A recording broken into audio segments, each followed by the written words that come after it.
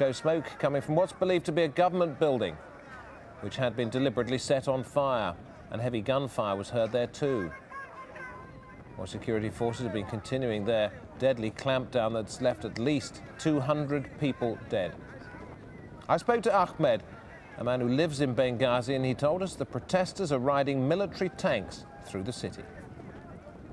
A lot of gun artillery and a lot of gunshots were heard.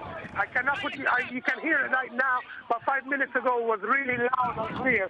And also on the south side, which is 3 kilometers south of the army barricade, which is the police academy, it's burning now. It's definitely burning, big black smoke coming out, and was loaded with army people and special forces.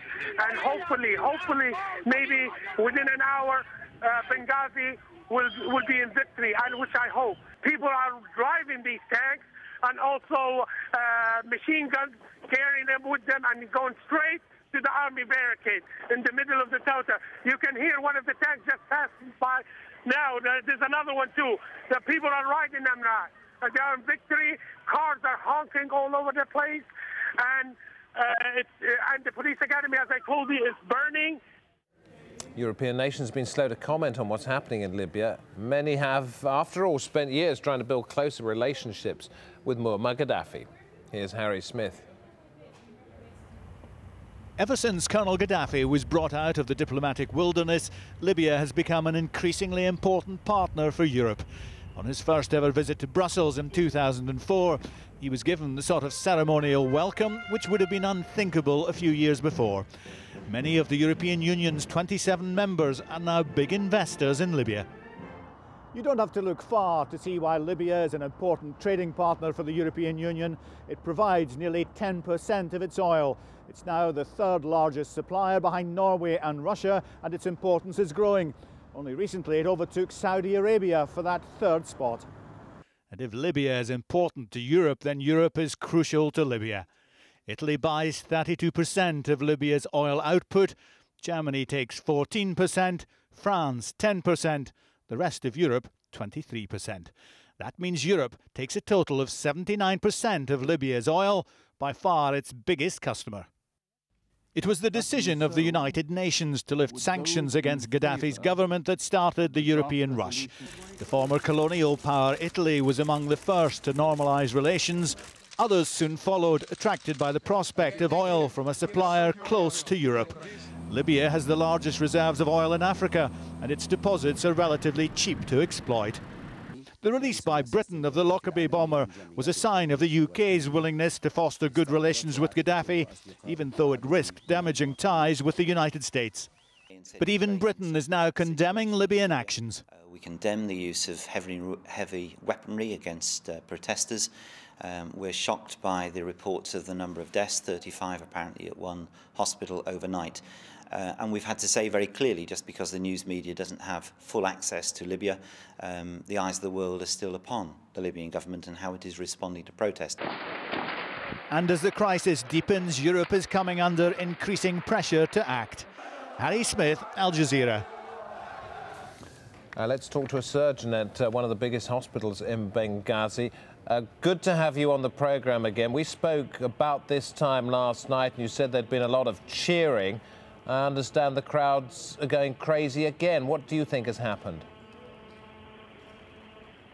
On the basis of the hospital, we're still receiving high serious injuries, and the last number of deaths today in AlJazeera hospital was 13. But I'm sure we received more of the deaths, but I wasn't witnessing these because I wasn't theater.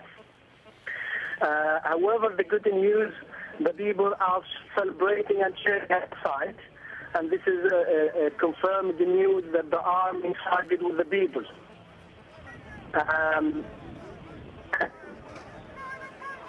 It's not a great line, Doctor. I'm going to repeat what you just said. You believe, from what you've heard, yes, or from what you've seen, that the army is now siding with the people in Benghazi? That's correct, yes. This is a confirmed news. And in what way are they with the people? Are they just laying down their arms, or what? Oh yes, yes. There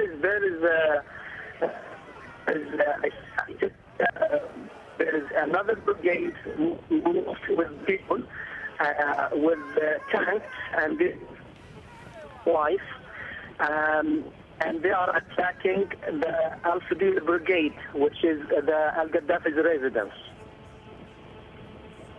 So this is a separate unit from the army. I believe that. Sorry? I know it's difficult for me to hear you, Doctor. I'm sorry. What I'm going to do is I'm going to ask our team to ring you back, because if it's difficult for me to hear you, it's going to be very difficult for anybody sitting at home or in a cafe or wherever to hear what you're saying. But we'll try and get back in touch. That's a doctor, a surgeon at AlJazeera Hospital in Benghazi. Just to summarise briefly what he told us then, he said there have been great celebrations in Benghazi. Sections of the army, or the army en bloc in Benghazi, is now siding with the people, but units, or a special unit which is loyal only to Gaddafi, that would probably be revolutionary guards or revolutionary committee members, are still in their barracks, and that is where some of the protesters are heading at the moment. We'll try and get that doctor back on the line as soon as we can. Let me tell you now that after the Egyptian government blocking our signal during the uprising there, the Libyan government now appears to be doing the same, and that is across the Arabsat network. Both Al Jazeera English and our sister channel, Al Jazeera Arabic, have been blocked. Now, if you want to write this down, just in case it happens in future, you may be able to see some of it now, but you might want to jot this down just so you've got it for future reference. You can still watch us on Nilesat network. Now, this is the frequency. And there's another one too, Hotbird. Now, there are ways of doing this. You just sort of click on the settings on your TV, and it'll scan through until you find that, or you can put those numbers in. That's Hotbird. And once again, Nilesat 11555 vertical. Just write the other things down as well. Not sure exactly what they mean, but I do know they're all pretty critical, because I've tried to do it myself and failed dismally. And on Hotbird, these are the settings once again. Well, while you're writing that down, I'll tell you what, we'll keep it up for another 30 seconds. But while we're doing that, we're going to talk to Dr. Mohammed again at the AlJazeera Hospital in Benghazi.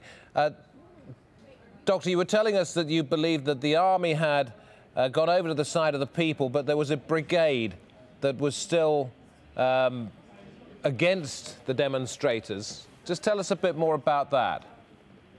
Yes, this is Al-Fadil Brigade. This is on the barricades where the residents of Al-Gaddafi, and this is where the shooting was coming from in the last 3 days, where the demonstrators passing by being shot at by this brigade. It's called Al-Fadil Brigade, and this is Al-Gaddafi's residence.